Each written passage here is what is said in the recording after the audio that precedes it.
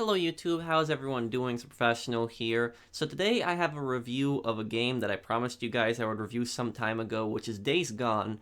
And this is an open world game, open world survival game, and it's actually one of the best open world games that I've ever played. And this game came out back in April of 2019, and I did a walkthrough of the game, finishing it up in late of May 2019. And I never got around to doing a review on it, and the reason I never did was because it was my last month of college, and I just had a lot of projects and things to do. And after that, I just never really got around to finishing up the review. But here we go. I'm going to be reviewing this game. I'm going to tell you guys what my thoughts are. I will say at the start that if you like GTA, you like open world games, I'm pretty confident you will enjoy this game. And if you enjoyed The Last of Us and you also like open world games, you're going to enjoy this game even more. This game is a PlayStation exclusive, so you can only get it on the PlayStation 4. But if you have a PlayStation 4, you must get this game. You definitely need to add this game to your collection. And I would probably rate this game the most underrated game of 2019. When I played Ace Combat 7, I considered that game to be the most underrated game of 2019. I still consider that an underrated game, but this game I'll definitely put for the most underrated game of 2019. So let's start up this review, let you guys know what I think of it in detail. Days Gone is an open-world survival game that takes place in the wilderness of Oregon State. The game follows the story of Deacon St John, an outlaw biker. The game starts out right as the apocalypse is starting up. Deacon is trying to evacuate the city with his best friend Boozer and his wife Sarah. Sarah is taken away by a Nero helicopter, which is Days Gone's version of the CDC. Deacon stays behind to keep Boozer alive, as there is only one spot left on the helicopter, and he gives it to Sarah. The game then goes to 2 years later. 2 years later, Deacon is riding with Boozer, going after Leon, a hostile survivor that attacked one of Deacon's gang members. The story takes a minimum of 30 hours and is one of the longest stories that I have played in my life. It can take up to 50 to 60 hours, even longer, if you complete all side activities. I would say it's a little shorter than Red Dead Redemption 2, but regardless, this is a very long story, and it's one that more games should strive to go for. What I really liked about the mission layouts was that it gives you many stories and main stories and side ones, and it tells you how much progress you had in it, and it also lists all completed missions. Unfortunately, you can't replay missions, and this would have been a perfect feature to have here. I wish you could have been able to replay the missions. The main concept of the story is Deacon trying to fix up his bike to be able to head north with his friend. The story takes place over several flashbacks as well with his wife, and there's numerous things that happen during the story that prevent Deacon from going up north. I don't want to spoil the story, but it is worth playing through, and I really did enjoy it. As for the character of Deacon St. John, some people said they didn't like him because he was considered a heartless character and he showed little emotion, but I liked him. He is a realist, or at least he acts like it. You can't really have a happy, joyful character during the apocalypse, and I think they made the perfect outlaw biker character. What I like the most about Deacon as a character is that he acts like he doesn't care about other people, but he actually does. He's just trying to hide it or not admit to it. I think the reason he doesn't try to show his compassion for others is because he sees it as a sign of weakness, or that he could end up staying somewhere when he likes to be on the move all the time, and he considers himself a drifter, which he calls himself a lot. Now, why is there an apocalypse? Is it nuclear war or some kind of environmental disaster? It's the Freaker virus. Freakers are the main enemies in Days Gone, and they are a very unique enemy type.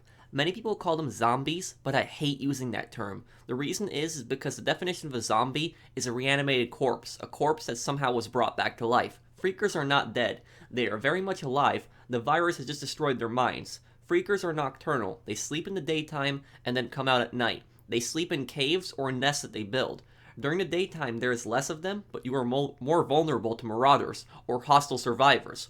Or you can go at night where there are less hostile survivors but more freakers. Day and night cycles, they encourage different playstyles. Freakers come in many types, including swarmers, the default freaker, newts, which are infected kids, breakers, big giant freakers, and reachers, large, very fast freakers. But freakers aren't just limited to humans. Animals can be infected as well, including infected wolves, bears, even crows. But the most dangerous freaker is not one freaker, but a horde. Hordes are found all over the world, and the game does an impressive job of having so many enemies and still keeping a decent frame rate. Hordes are very deadly, and if you do not have the right equipment, you're going to get destroyed. The hordes are very aggressive and will chase you up buildings, through windows, anywhere you go, but they can also be used to your advantage. Look at how I used them to wipe out a marauder camp. I like the Freakers as enemies in the world. The only thing that I was a little disappointed by was that they didn't really explain how the virus worked, because Eventually, you get a better understanding of where the virus comes from. I don't want to spoil it, but they don't really explain how the virus spreads. Does it spread by bite? How long does it take for somebody to be fully infected? They didn't really cover that in the game, and I wish they would have focused a little bit more on that. But other than that, I think Freakers are a very unique enemy type, and I like them in Days Gone. It's very fun fighting these hordes.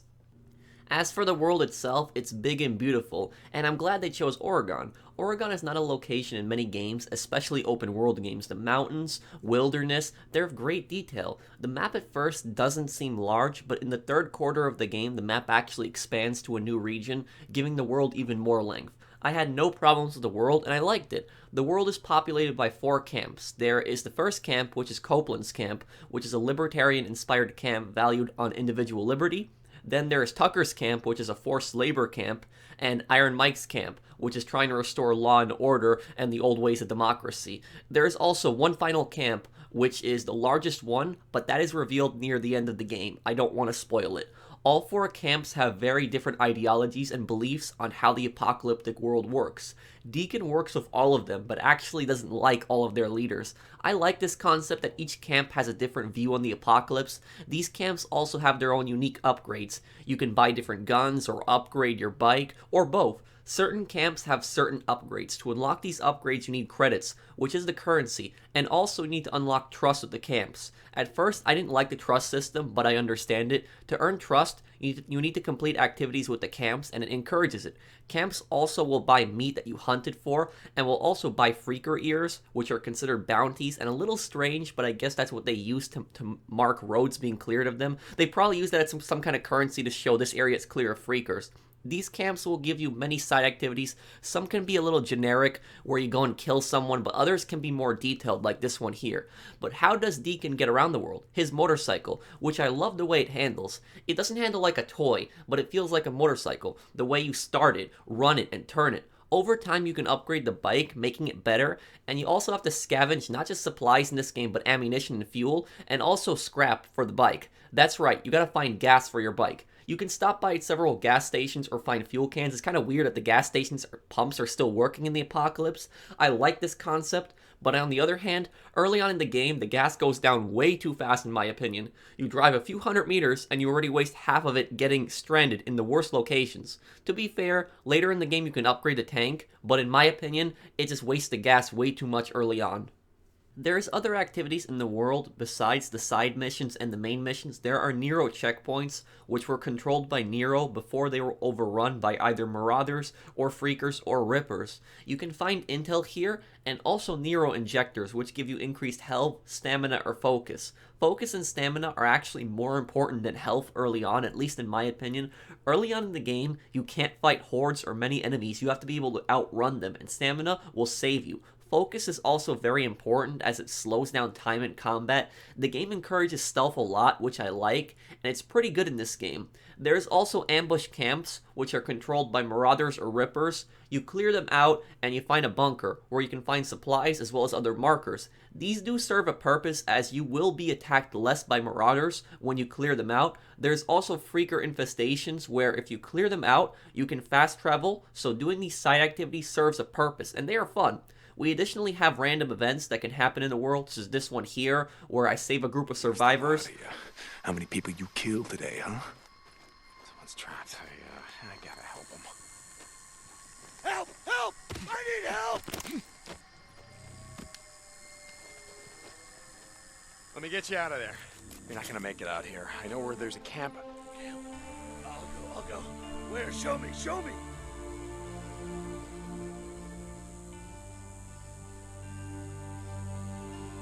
Peaceful Lake.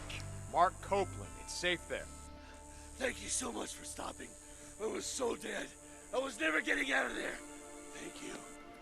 Tell him it was St. John, Deacon. They know. Don't stop. Just keep out of sight. Unfortunately, the AI in this game can be really dumb at times. I mean, just take a look at this.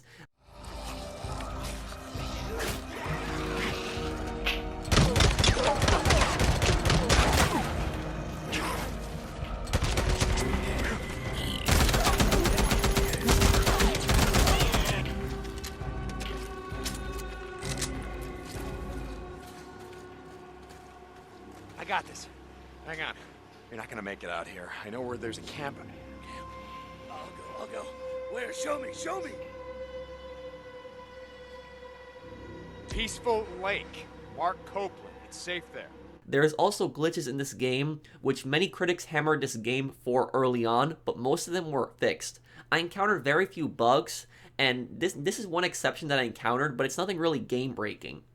We also have a great skill tree, including melee, ranged, and survival, all having different abilities that you can work towards, like increased focus, more melee damage, etc. I personally recommend upgrading melee early on, because melee early on is really going to help you, because you're not going to have access to really good weapons early in the game, so you're going to need to rely on melee a lot, and also stealth a lot. And then later in the game, I would recommend increasing ranged and increasing more of your weapons and stuff like that. Also survival, focus on that a little bit, but survival I didn't really find as useful as ranged and melee, but you want to try building a little bit of all three together. Don't try building one completely and then ignoring the other two. But there's also another thing I want to talk about, which is with the melee tree, you can upgrade your knife and make it better, but one thing that I really didn't like about this game was I didn't like that the default knife was just so weak. I understand that the default knife never breaks, it's unbreakable, and they're trying to encourage you to use other melee weapons, that's the point of it, but at the same time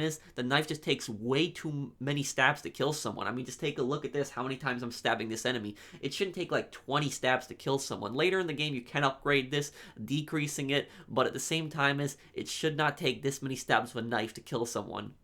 Lastly, we have the factions in the world besides the camps. We have the Rippers, which I mentioned earlier. They are a cult that actually worships the Freakers, and are very creepy and very hostile. They are a very big part of the story later on. We also have the Anarchists, which are a hostile group of survivors. They apparently played a much greater role before the story, but were driven out by the other camps. They appear in a few side missions. We also have the Marauders, which are basically bandits, hostile survivors, and we also have Nero, which is a militarized version of the CDC. These guys are the most armed NPCs in the game, and they only appear in the story missions. And lastly, we also have one final faction that appears in the last quarter of the game. I don't want to spoil it, but they also play a very big part of the story. And here at the end, we have the pros and the cons. And the pros are, it's a huge open world, it's a beautiful world, it's the state of Oregon, I like it. Wilderness, mountains, nice environment, unique environments. I like that they chose Oregon as a setting. It's a great and unique story. Again, remember, it takes a minimum of 30 hours to complete, but it can take up to 50 or 60 hours, even longer, if you go for all the side activities. So it is a decently long story. It's a great story too. Great bike handling and customization. I love the motorcycle in this game. I like that they emphasized it. I like Deacon as a character. I like that it's an open world biker game in a kind of a freaker apocalypse that you have. The graphics are great. I love the graphics. I didn't really have any complaints about them.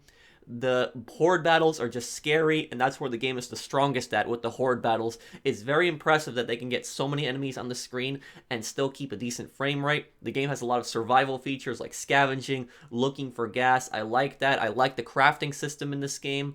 It has a huge skill tree. Again, as I covered the skill tree with the ranged, melee, and the survival, great upgrades that you can get. You want to work for the melee and the ranged, in my opinion, early on. And the cons are the AI can be dumb at times. Like sometimes they can be pretty dumb, like especially the Marauders and the friendly AI that you try to save the Marauders, they can be pretty dumb. And sometimes the Freakers are actually more intelligent than them, because they'll be running around in circles and you'll be hiding in the open and they won't see you.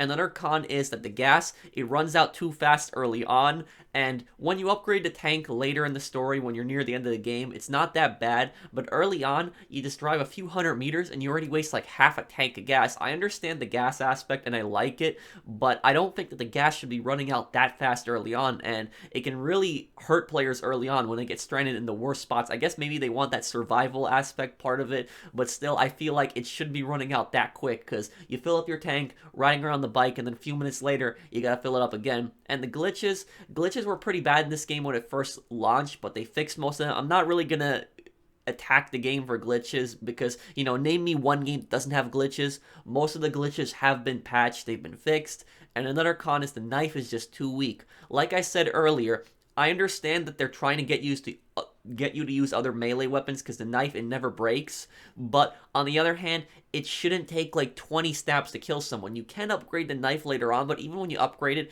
it still takes so many stabs to kill someone. It's kind of ridiculous. So I think the knife should get a buff.